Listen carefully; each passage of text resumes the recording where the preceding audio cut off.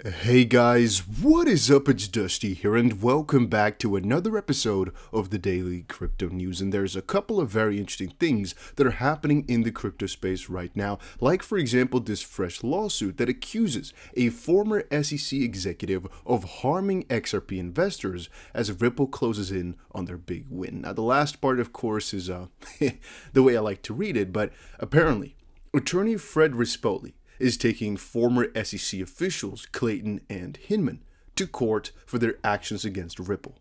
Per the filing with the U.S. District Court of Arizona, the class action complaint represents Shannon O'Leary and XRPL users who are believed to have incurred losses due to the lawsuit initiated against Ripple.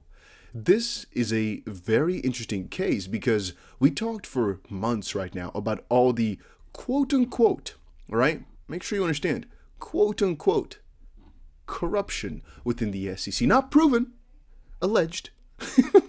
Make it clear that's out there.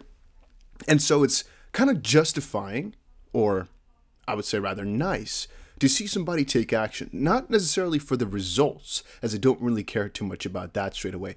It's about uncovering the truths. We talked before about why we'd want those emails, for example, from Hinman, right? We talked before about it. It's mostly to just understand exactly what they're doing at the SEC internally. What exactly is going on there? Are they doing some shady stuff or is it all just fair game? That is the question at hand. Having said that, I don't care too much about whether or not they get fined or if they get fired. What's that going to do for me? Nothing. I just want to know, was this entire case against Ripple/XRP fair, for example? And was the determination on ETH fine, and were they biased when making these decisions? That's what matters to me. Literally, any decision that was made, were they biased to make it, yes or no? With literal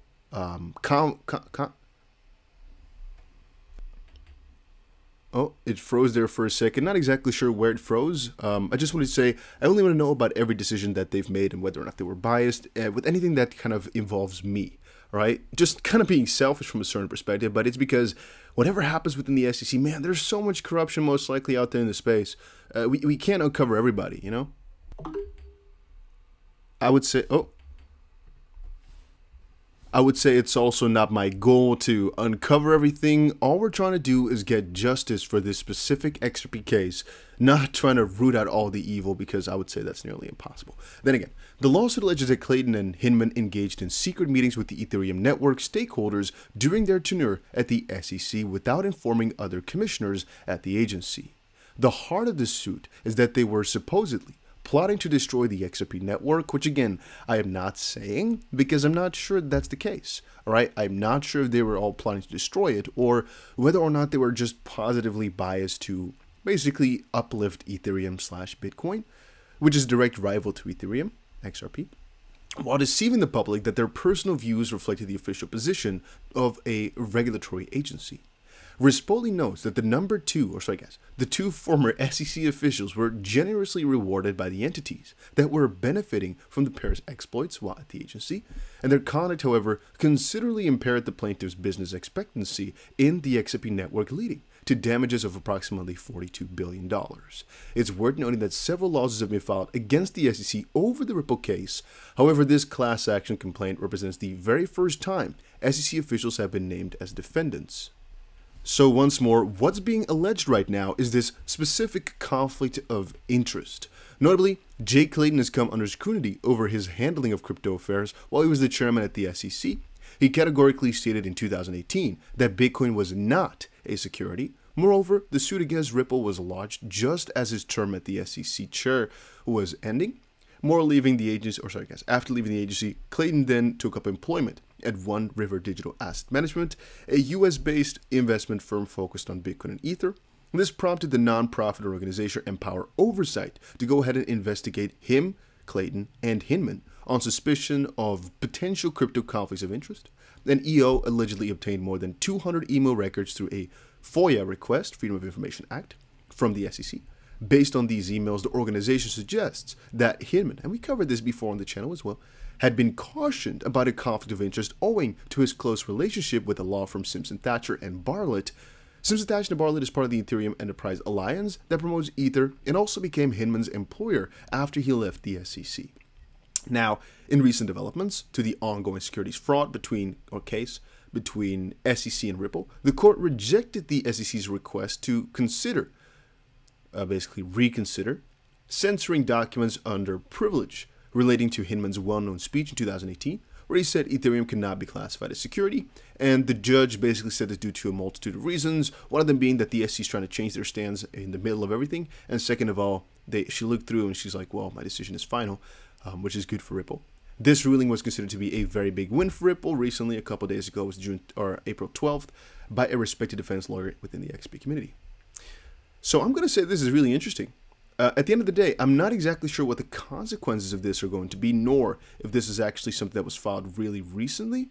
Not exactly sure about that, but it's something that I didn't know about. Again, guys, I know of many lawsuits against the SEC. We talk about it every here and there, but this specific one from attorney Fred Rispoli on behalf of Shannon O'Leary and the XBL users like all of us, I didn't know this existed yet. So this is a good thing, because at the end of the day, all they're doing is saying, hey, SEC, we want to now go through this lawsuit to grab even more documents from you to see whether or not there was a conflict of interest or not. So this is all pure good. This is really bravo, you know.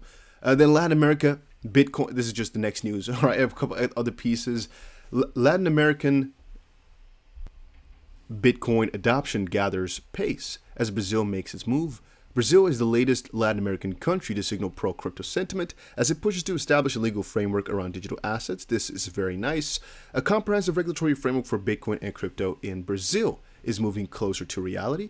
Lawmakers will push for draft proposals to be implemented in the first half of this year, which again, it still has to pass, but it's a good idea. You know, it's something that's finally coming up, and multiple countries will have this. Then I have to quickly state this about Amazon. Apparently, the CEO is very happy towards crypto. He expressed some very nice optimism about the future of crypto and specifically NFTs. And what he said, however, about Amazon was that they got no plans to accept crypto anytime soon, but NFTs will most likely boom, which to me is kind of confusing. I'm not exactly sure why you'd not add it, but they're saying we're not probably close to adding crypto as a payment mechanism in our retail business, but I do believe over time that you'll see crypto become bigger.